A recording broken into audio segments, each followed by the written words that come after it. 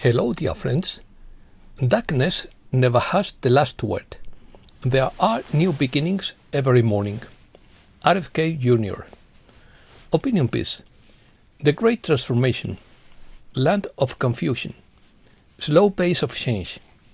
The reset starts now. A test of discernment. The countdown begins. Everything is changing now. Russia says it will not attack Europe. Let's start. We are living through a silent historical transition in which the true protagonist is the individual who has resisted until now, without relinquishing their thinking or bowing to the dominant narrative. According to Antonella Werner, great transformations do not begin in institutions, but in the people who have remained lucid while the system has been hollowed out. The old paradigms are crumbling because they were built against the individual, not to serve them. This era tests our discernment to see without being told what to see. Those who have resisted have endured isolation, confusion, and pressure, but have developed clarity and inner strength. True power emerges when individuals stop blindly obeying and reclaim personal responsibility. The new world will emerge through transparency, decentralization, and autonomy, not through impositions from above. The slowness of change serves to select those who are capable of assuming the responsibility of freedom. It will not be the masses or the elites who will lead what comes next. It will be those who have resisted, those who have not broken or aligned themselves, who will lead the new world, not with force, but with clarity, example, and integrity. Storm. The final reset begins now, according to Mr. Whiplash. The storm has reached its peak. Quantum Gisara is no longer a theory. It is the trigger for the ultimate downfall of the dark side, built on suppressed technology, precious metals, and the rebirth of law and liberty. Everything changes now. Prices are restored to 1955 levels. Taxes are eliminated. Corrupt agencies are dismantled. Welcome to a world where power returns to us, the people. The resurrection of common law means the end of foreign domination. We are returning to a republic, not a corporation. The quantum financial system is live. Rainbow treasury bonds backed by gold and silver will replace the fiat slavery system. Banks are crumbling as well is transferred to the masses. The quantum voting system is launched with clean elections. No more rigged results. Truth wins. Your voice finally counts. The quantum internet is here. The cabal's propaganda machine will be shut down. A secure channel will feed the world the truth and produce a global awakening. Governments across the globe are about to shrink by 90%. Corrupt puppets will disappear. New sovereign leaders, not parasites, will emerge. The countdown has begun. All countries will align under a precious metal standard. Wages will rise. Debts will vanish. And hidden technologies will emerge, including anti-gravity, free energy, and healing technology. The stage is set, and nothing can stop what's coming. This isn't just a plan, it's the end game, and it has already begun. Confusion. The global disruptions we have witnessed in recent years are often presented as chaotic sequence of events: health crisis, inflation, energy shortages, and a war, according to Colin Todd-Hunter. It's no wonder most people are confused. However, and analysis reveals a more deliberate and controlled demolition of the 20th century social contract. We are witnessing a transition from a productive capitalist model, which required a massive and healthy workforce, to what Yanis Varoufakis calls a techno-feudalist order. The engine of this transition was a financial stabilization strategy implemented through a public health event.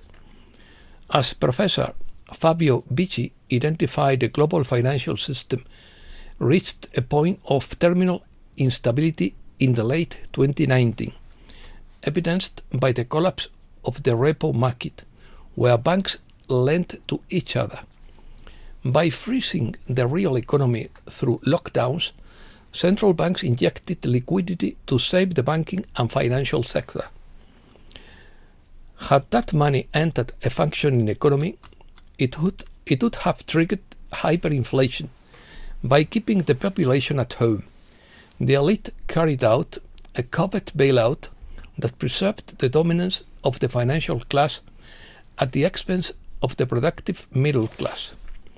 Reset. However, a geopolitical reset was also necessary. For decades, the Germany's economy rested on three pillars: cheap Russian gas, high-tech exports to China, and the American security umbrella.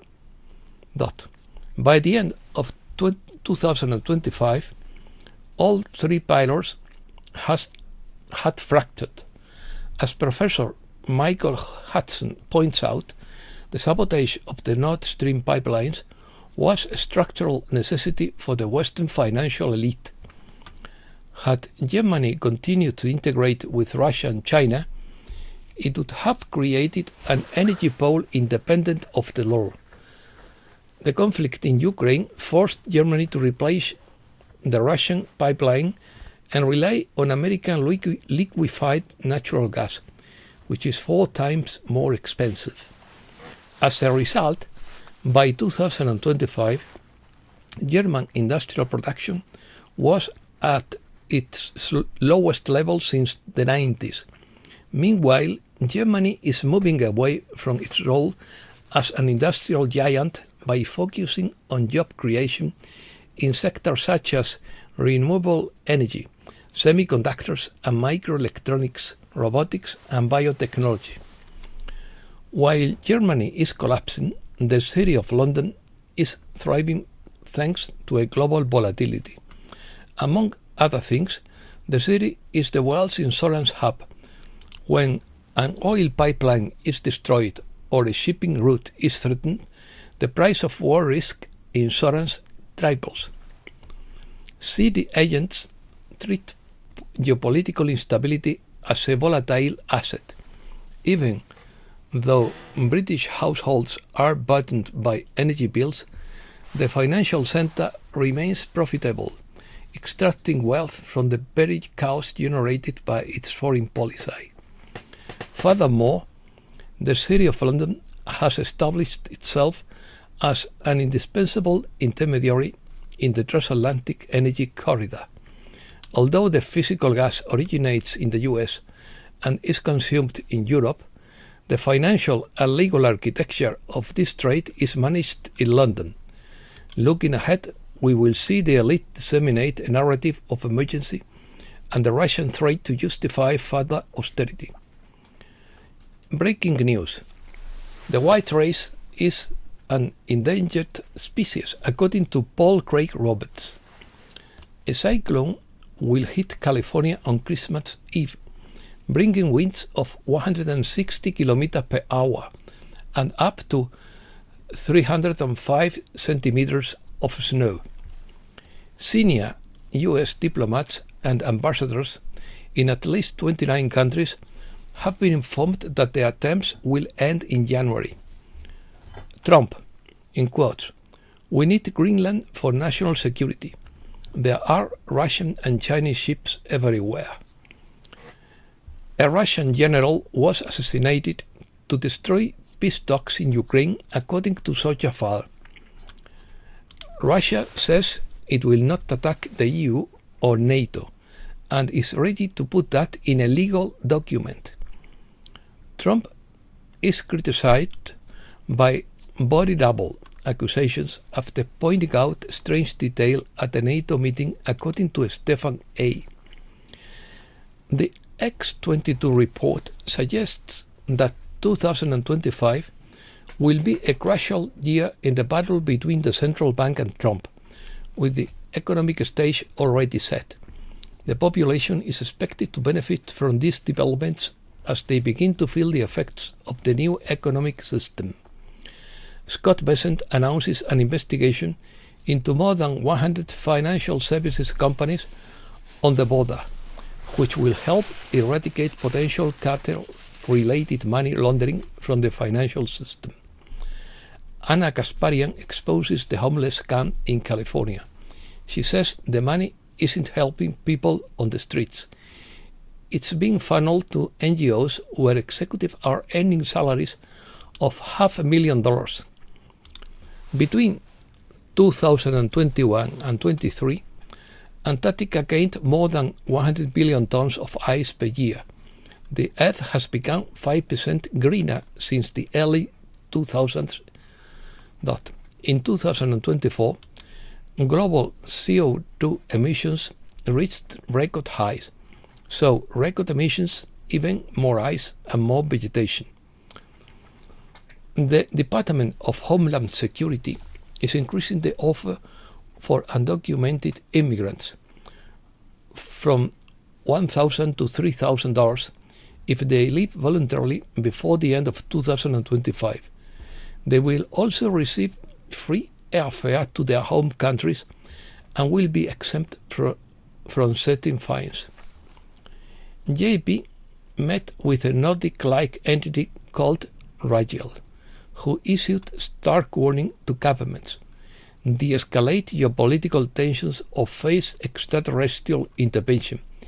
JP's account underscores the urgent need for humanity to cooperate rather than engage in conflict in the face of emerging revelations. Economy. 2026 will witness the worst market crash in history, according to Harry Dent. Banks are desperate to block your access to redemption centers, while the 2026 economic reset is guaranteed, according to Ethan White of Gaystellar. Former Marine King O'Keefe says that a small group of individuals who rule the world by controlling finance have an infinite amount of money, and with that money they have bought everything and everyone that can be bought, in quotes. New data shows white people are being pushed out of industries. Data found that young white men have disappeared from creative and white-collar professions, according to Wall Street Apes. The day the money printer was quietly nationalized. In March 2020, while the world was distracted by lockdowns, the Treasury absorbed the Federal Reserve. This quiet takeover redefined monetary control, ending central bank independence and ushering in a new financial era. Europe. Geert Wilders says EU leaders like Macron and Sanchez are finished. Ursula von der Leyen said they plan to create more routes for migrants to enter Europe. France, Spain, Italy, Belgium, Poland, and across Europe are calling for the dissolution of the EU. Millions of Europeans are also demanding the arrest of Ursula von der Leyen. Italian Prime Minister Giorgia Meloni rejects European Union mandates, in quotes, "No to lobbyists, no to violence, no to mass migration." Viktor Orban, in quotes, "We are within the final hours of the European Union. We have entered the closing phase. This will happen as it did in the Soviet Union, slowly at first, and then suddenly. I pray that European countries can recover their national identity." And that's all for today. Thanks a lot, dear friends.